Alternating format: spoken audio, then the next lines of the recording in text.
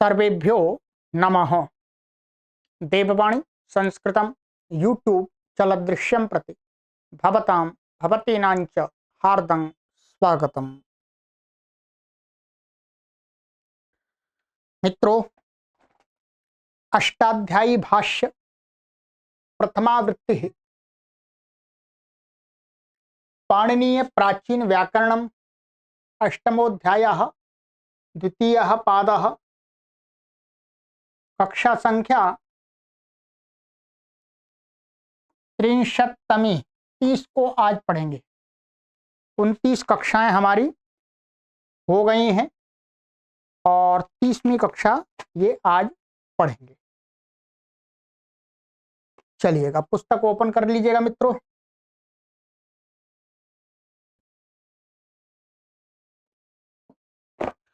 गत कक्षा में मैंने आपको कुछ सूत्र पढ़ाए थे। एक पढ़ाया था वाक्यस्य टेः प्लुत उदात्तः। दूसरा सूत्र था हमारा प्रत्यभिवादे शूद्रे और दूराधूते च हाई हाई हे प्रयोगे हई हयोः गुरोर्निर्तोऽनन्तस्याप्येकैकस्य प्राचा। ये हमारे 5 सूत्र हो गए थे। ठीक है, चलिएगा, वही विषय चलेगा प्लुति उदात्त का।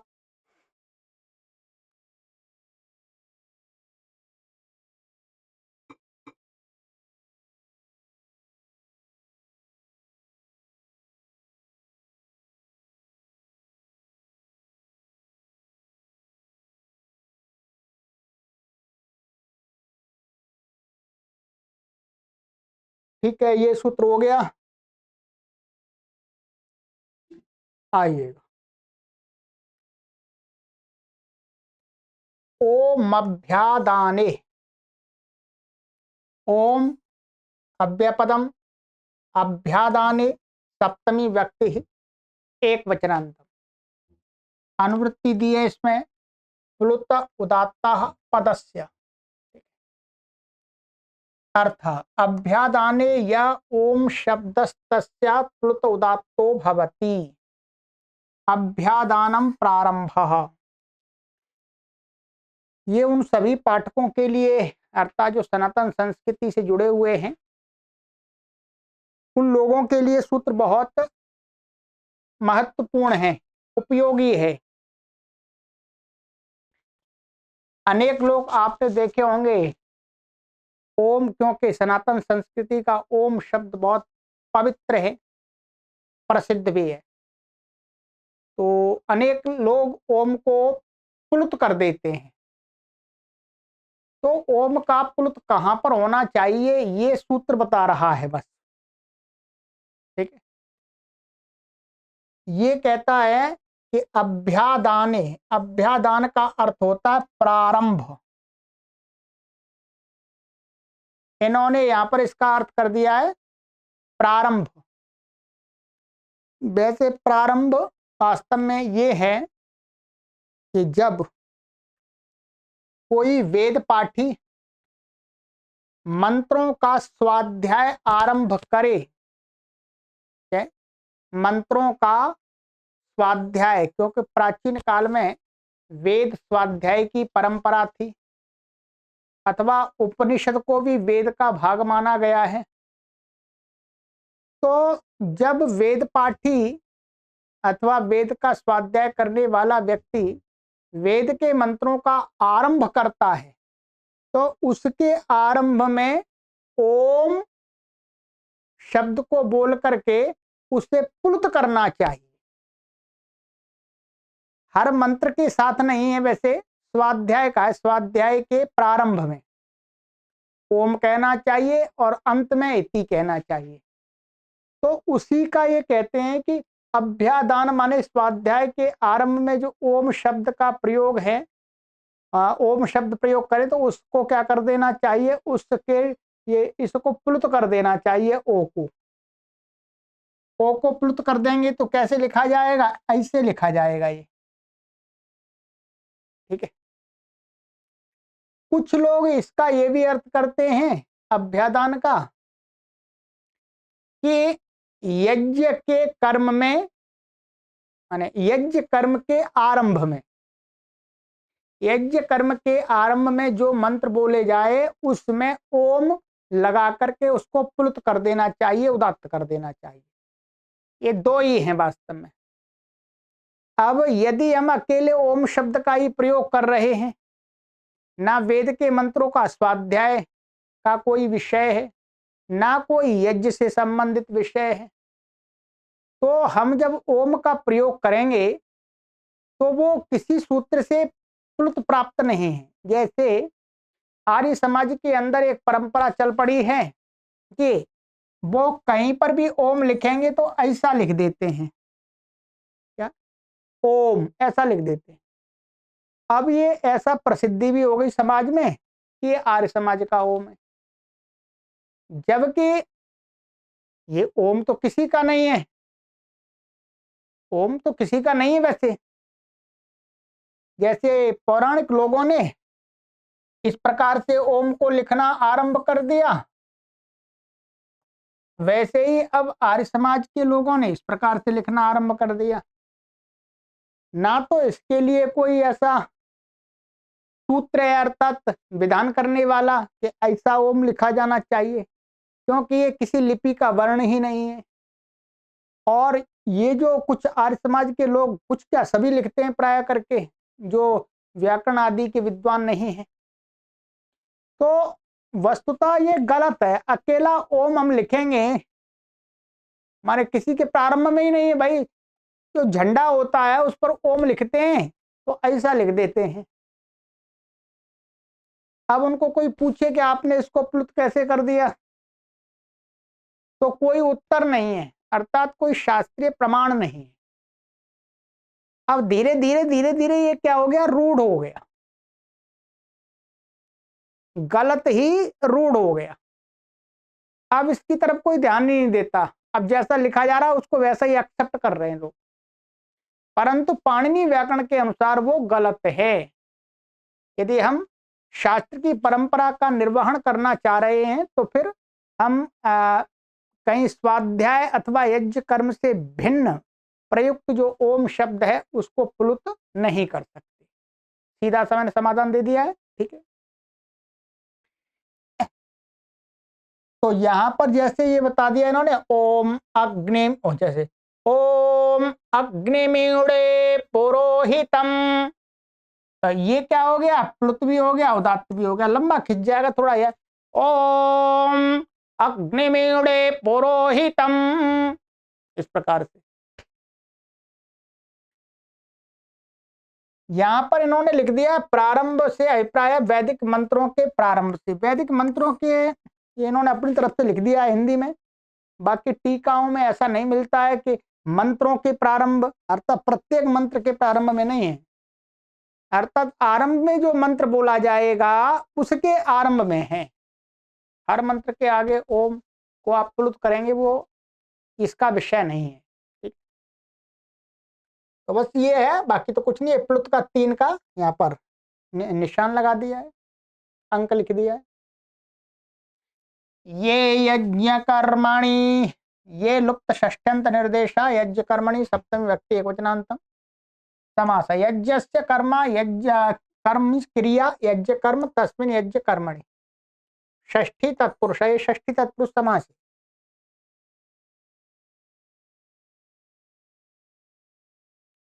अनुवृत्ति है प्लुता उदात्ता पदस्य अर्थः, ये इत्येतस्य पदस्य यज्ञ कर्मणि प्लुतोदात्तो भवति। माने ये जो शब्द है, ये शब्द है, ये यजामहे अति आता है, ये यत शब्द का बहुवचन का है। तो वो इस ये जो पद है इसका यज्ञ कर्म में इसका प्रयोग करेंगे तो उसको प्लुत और उदात्त हो जाता है। तो क्या हो जाएगा, ये यजामहे समेधाग्निं दोवस्यता, ऋग्वेद का है। तो जब यज्ञ कर्म में इसका प्रयोग होगा तभी ये प्लुत होगा, स्वाध्याय में नहीं होगा। स्वाध्याय करेंगे, मंत्र पाठ करेंगे तो क्या करेंगे, ये यजामहे सुगसमिधाग्निम दुभस्यत। तो अतः यज्ञ की क्रियाओं को करने में जब उनका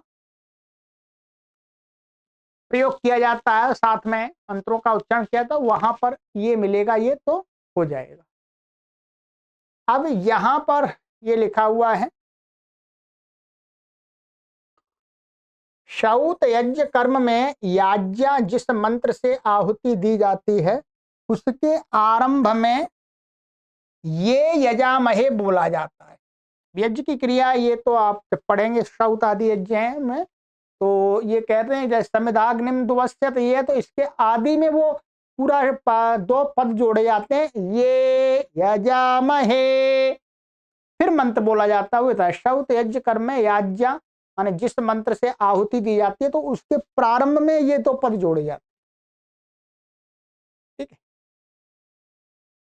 चलिएगा, बस उसका उच्चारण लंबा होगा।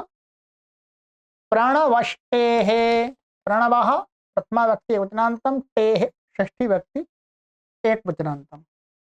अनुवृत्तीय यज्ञ कर्मणि वाक्यस्य प्लुता उदात्तः पदस्य। अर्थ यज्ञ कर्मणि वाक्यस्य पदस्य टेः प्रणव ओम इति अयम आदेशो भवति, स च प्लुतोदात्तो भवति।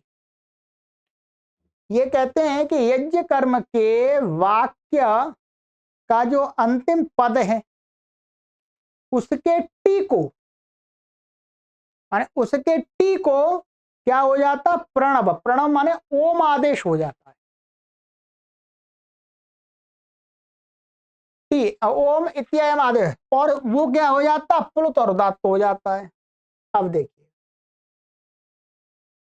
यहां लिखा है उदाहरण में, जैसे अपाम रेतांसि जिन्वतो, ऋग्वेद का है, देवान जिगाति सुम्नयो, ये वस्तुतः क्या पद हैं, ये यहां पर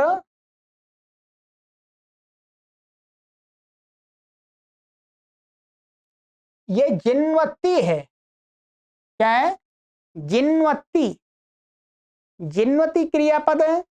अब ये क्या है, यज्ञ कर्म में इसका प्रयोग होगा तो इसकी टी को, ई को ओम हो गया, और ओ फिर वो प्लुत भी हो गया, उदात्त भी हो गया। ठीक है, और इसी प्रकार से देवान जिगाति सुम्नयोम, तो सुम्नाय इस प्रकार से है शायद ये पद, एक मिनट, सुम्नयुष है, ठीक है, सुम्नयुः ऐसा पद है, सुम्नयुः, ये बहुवचन का है। तो सुम्नयुः, तो इसमें टी संज्ञा किसकी होगी, उसकी होगी, तो उसको ओम हो जाएगा, प्लुत हो जाएगा, उदात्त हो जाएगा यज्ञ कर्म में। यदि इसको यज्ञ कर्म में नहीं बोलेंगे, अन्यत्र बोलेंगे, तो क्या होगा, अपाम रेतांसि जिन्वति, ऐसा होगा। इसको देवान जिगाति सुम्नयुः, ये सुम्नयुः प्रयोग होगा। यज्ञ कर्म में जब इसका प्रयोग करेंगे तो उस टी को ओम हो जाएगा, प्लुत हो जाएगा, उदात्त हो जाएगा। बस इतना ही कर दिया है। अब यह हिंदी लिखी है, इसको भी पढ़ के बता दें, थोड़ा सा और विस्तार हो जाएगा आपके लिए। सामधेन्यादि माने समूह विशेष रूप में पठित, माने समूह माने समूह में ऋचा विशेषों में ही टी को प्रणव ओंकार यज्ञ कर्म में होता है। सभी मंत्रों के प्रयोग होने पर टी को नहीं होता, ये भी ध्यान रखना होगा।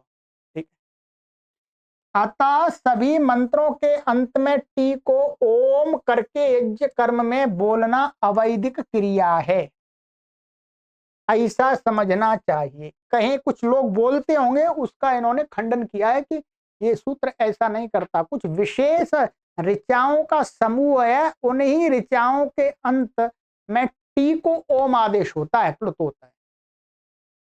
वहां ओम आदेश वही होता है जहां ऋक समूह का पाठ मात्र होता है, वौषट या स्वाहा शब्द का प्रयोग नहीं होता। यह श्रौत कर्म का नियम है। अब ये श्रौत कर्म तो जो बड़े बड़े याग आदि है ना, उसमें आपको बस इनका कहना यही है कि जब इनका पाठ मात्र होता है ऋचाओं के समूह का, तो वौषट और स्वाहा का प्रयोग नहीं होता, वो तो आहुति देते समय होता है।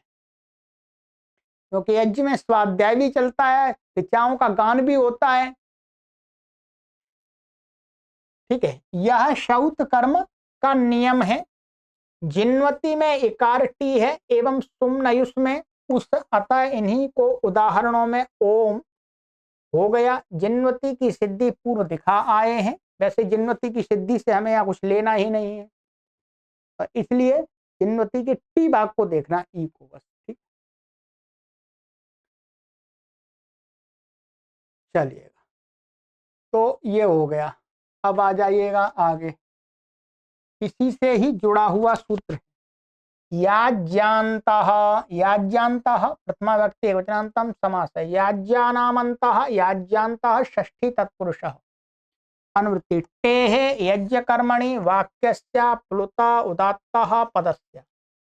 अर्थ, याज्ञाकांडे ये पठिताः मंत्रास्ते याज्ञाः। ये एक याज्ञा कांड है। ठीक है, याज्ञानुवाक्या कांड है वास्तव में। ठीक, इसमें पढ़े हुए जो मंत्र हैं उन्हीं मंत्रों को यहां पर क्या कहा गया है, याज्ञा। तेषाम अंत्यस्य टेह प्लुत उदात्तो भवति यज्ञ कर्मणि। माने उस याज्ञा कांड में पठित जो मंत्र हैं उनका जब यज्ञ कर्म में प्रयोग होगा तो उनके अंत टी को प्लुत हो जाएगा और उदात्त हो जाएगा। ठीक है, जैसे उदाहरण दिया है, स्तोमैर्विधेमाग्नायाय, ऋग्वेद का है, जिह्वामग्ने चकृषे हव्यवाहाम। यहां पर इन्होंने क्या, इन्होंने ये कर दिया है, ये यहां पर, ये तो ठीक है।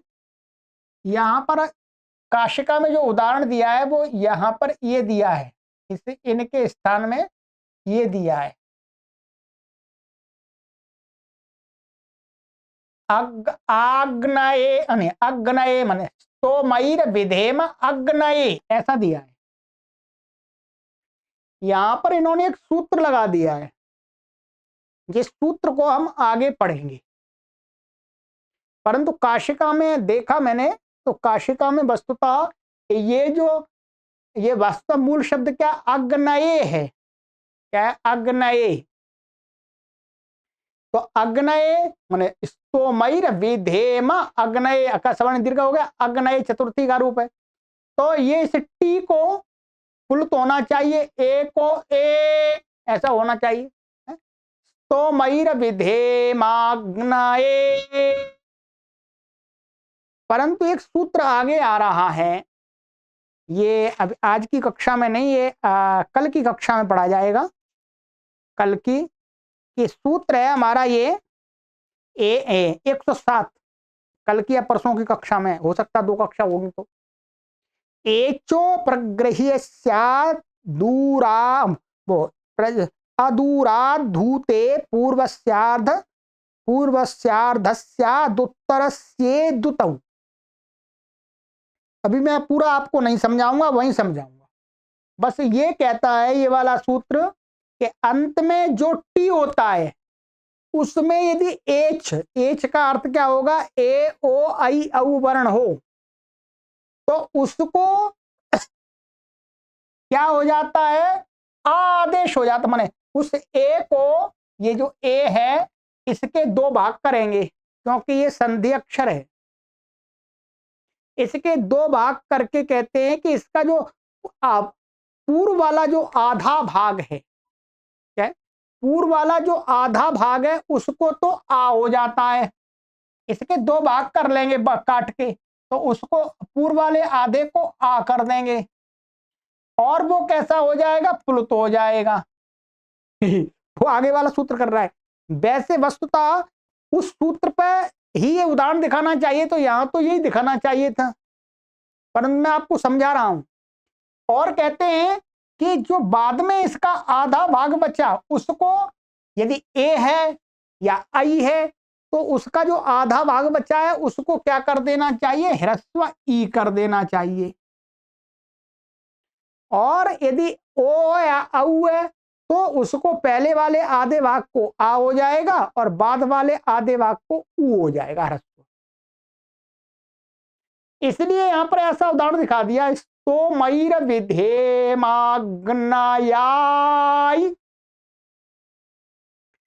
परंतु मेरे अनुसार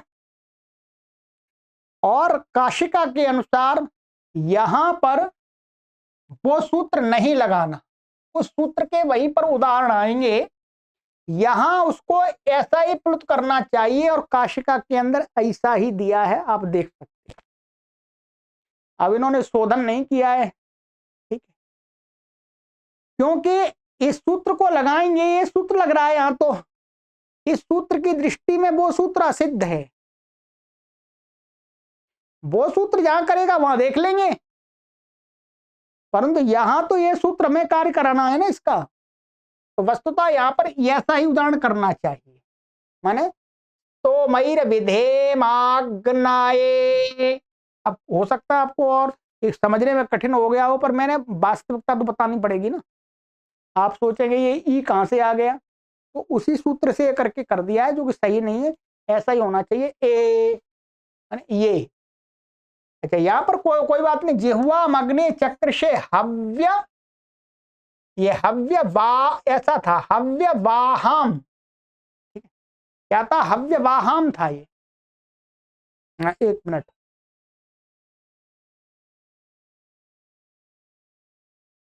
हाँ हव्य वाहम था, हव्य वाहम था, तो उसको क्या कर दिया, प्लुत कर दिया।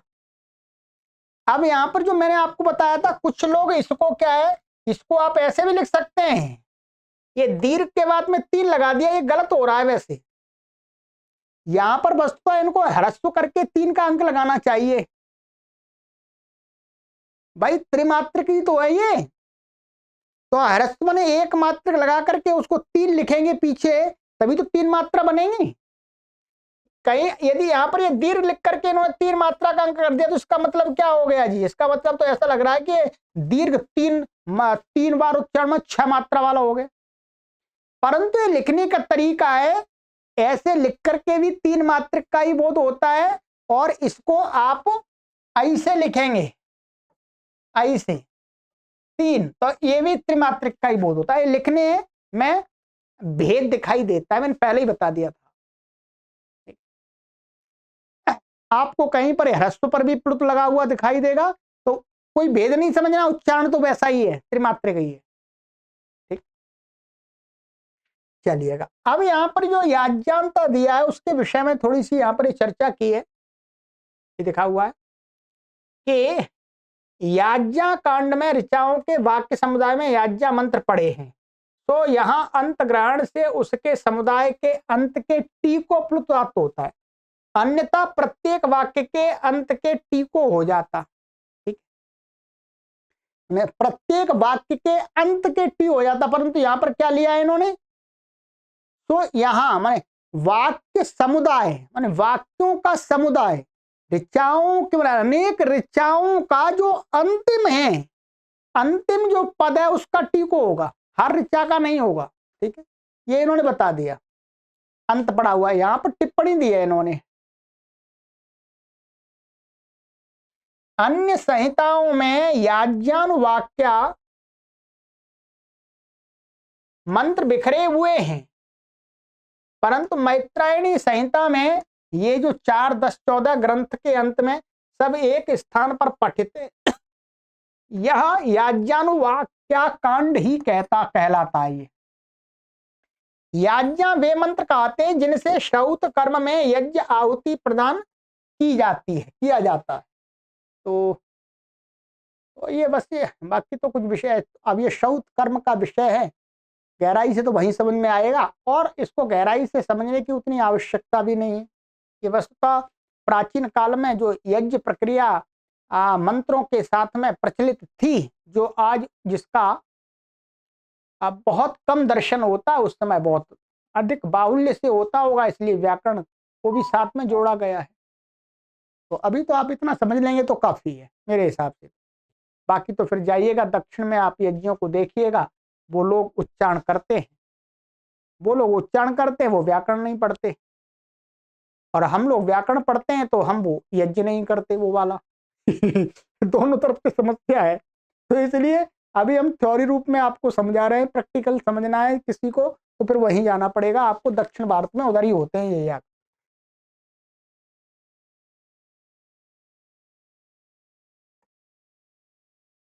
ब्रूहि प्रेष्य श्रौषड्वौषडा वाहानामादेः।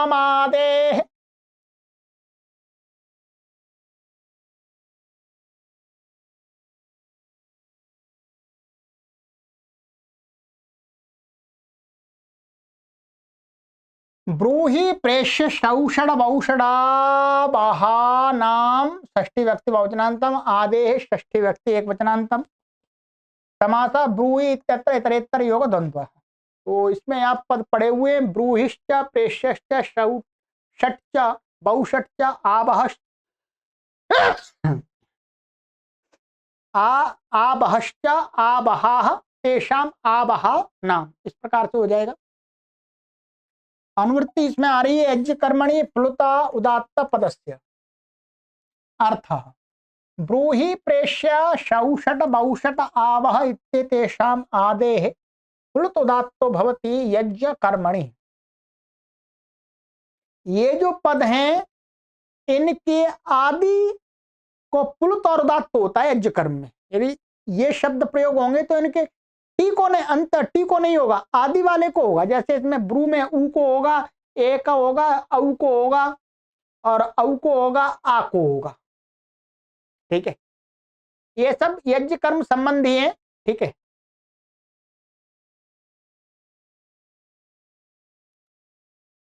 ब्रूहि का अधिकार अग्नयेनु ब्रूहि। तो यहाँ ब्रू, ये ब्रू हो गया, यहाँ पर ये उदात्त हो गया, प्लुत हो गया। प्रेष्य में अग्नये गोमायान प्रेष्य, ये हो गया। शौषट में अस्तु शौषट, ये हो गया। बहुषट में सौमस्याग्ने व्रीहि बहुषट।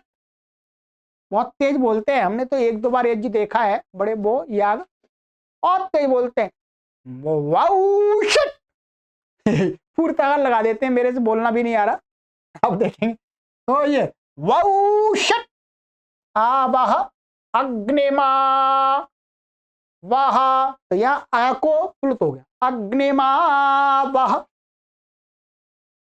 तो ये दिखा दिया शौषट वौषट शब्द निपात हैं, और अन्य प्रेष्य ब्रूहि और आवह ये लोट के हैं, लोडंत है। वस्तुतः इनका जब आवती आदि देते हैं ना, तब उस प्रक्रिया में वो लोग जो होता आदि होते हैं वो उच्चारण करते हैं। तो बस ये स्थित हमें मालूम पड़ गया कि ये यहाँ पर इसको, इसका ये प्लुत और उदात्त होगा।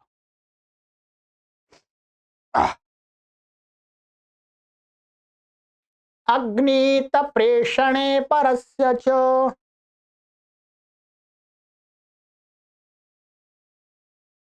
अग्नित प्रेषणे सप्तमी व्यक्ति एकवचनांतम परस्य षष्ठी व्यक्ति एकवचनांतम च अव्यपदम समास।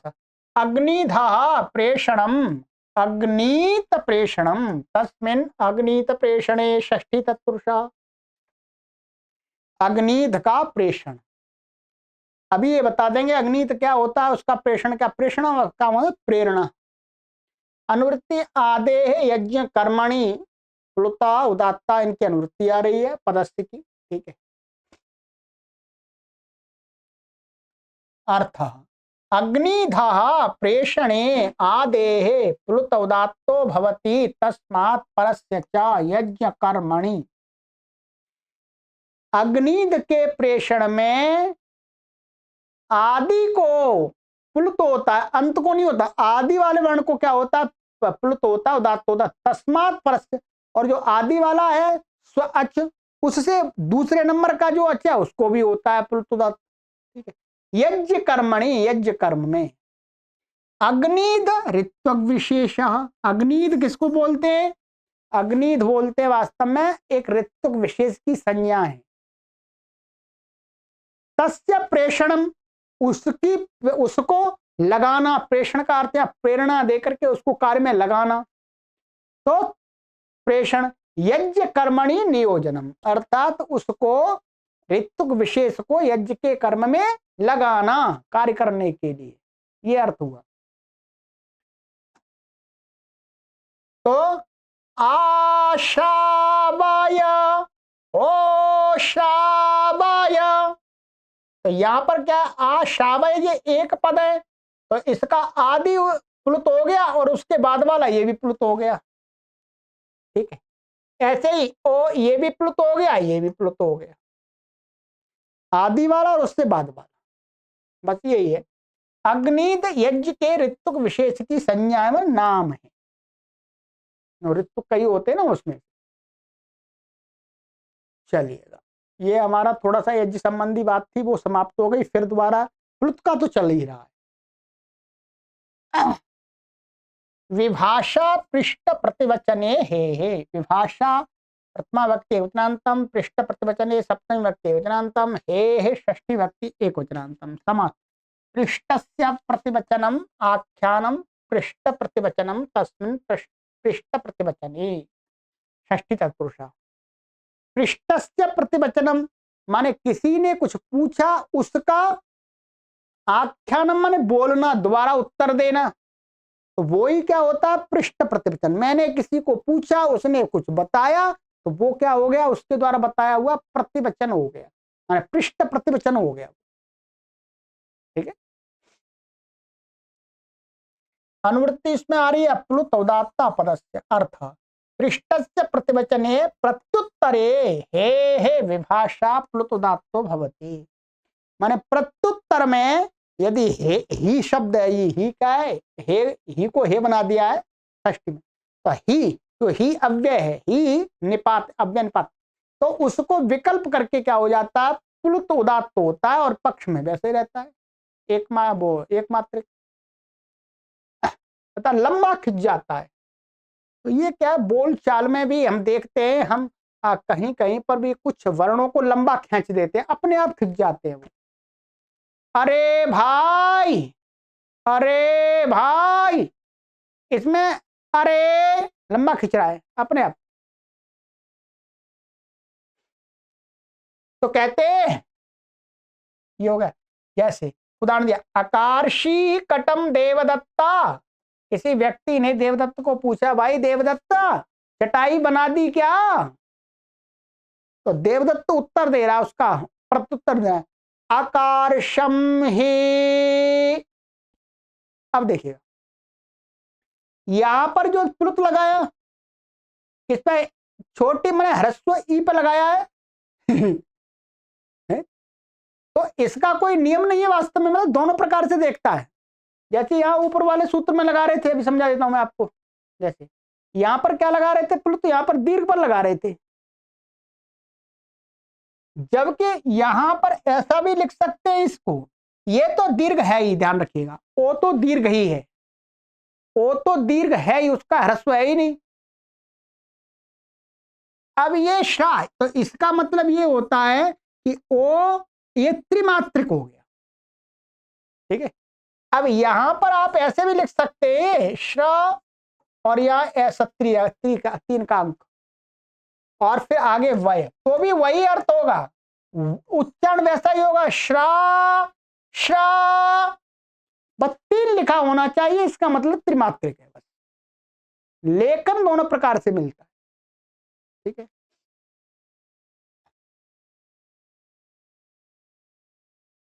तो ये क्या है, तो आकार्षम ही प्लुत हो गया। ठीक है, इसको आप ऐसे भी लिख सकते हैं, ऐसे कोई परेशानी नहीं। जैसे ये लिखा हुआ, ब्रूही में तो नहीं लिखा हुआ था, ब्रूही में तो आदि था,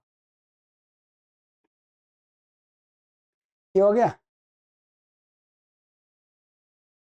आकार्षम ही अलावी केदारम देवदत्ता, माने अलावी केदारम देवदत्ता, क्या देवदत्त तुमने खेत को काट दिया? तो कहता अलाविषम ही, हाँ जी काट दिया, अलाविषम ही, विकल्प से कर दिया, नहीं हुआ वहां। अब जो यहां पर वस्तुतः क्या देखेंगे, जैसे मूल जो शब्द है, मूल शब्द जैसे ही है ये, या क्या करना है, ये ही है, तो ये ही वस्तुतः जब इसको प्लुत नहीं करते हैं तो इसका ह्रस्व ऐसा ही प्रयोग होता है। तो शायद ऐसा प्रयोग दिखने में लग रहा है कि जो मूल शब्द जिस अवस्था में होता है, यदि दीर्घ को प्लुत करेंगे तो दीर्घ ही लिख करके उसके पीछे 3 लिखेंगे, और ह्रस्व को प्लुत करेंगे तो उसको ह्रस्व के पीछे ही 3 का अंक लिख करके प्लुत करेंगे।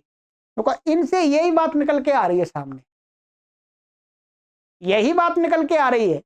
जो शब्द, जो वर्ण पहले से जैसा है उसी के उसको प्लुत करना है तो उसी के पीछे 3 जोड़ देना। ठीक है, जैसे यहां पर ही है, अब इसको प्लुत करना है तो ह्रस्व पर 3 का अंक लगा दिया। और यहां पर क्या था, ऊपर जो अभी तक आए थे हमारे उदाहरण, ये पहले से दीर्घ ही है तो दीर्घ है ही। आशावय, ये दीर्घ ही, आशावय पद जो प्लुत नहीं करेंगे तो दीर्घ ही है, तो दीर्घ के पीछे 3 लगा दिया। बस यही निकल के आ रहा है इसका रिजल्ट। चलिएगा, परंतु वैसा भी लिखा हुआ मिलता है, मैंने महाभाष्य के अंदर देखा है, पर उच्चारण में कोई भेद नहीं है। उच्चारण में तो हमें त्रिमात्रिक समझना है।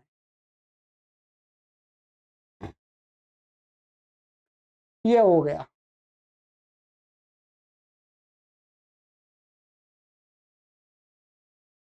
चलिए, आज की कक्षा में इतना ही करते हैं। अभी हमारी अगली एक कक्षा में सारा होगा नहीं, और अब ये 2 कक्षाएं बनानी ही पड़ेंगी। तो अब जो आगे का भाग बचा हुआ है उसको 2 कक्षाओं में हम बांट लें। कितने सूत्र बचे हैं? 7 सूत्र ये हैं और 8 सूत्र वो 15 सूत्र हैं। तो 7 8 इस प्रकार से कर लेंगे, या 8 वो 9 6 कर लेंगे, इस प्रकार से कर लेंगे। ठीक, चलिए, सर्वेभ्यो नमः।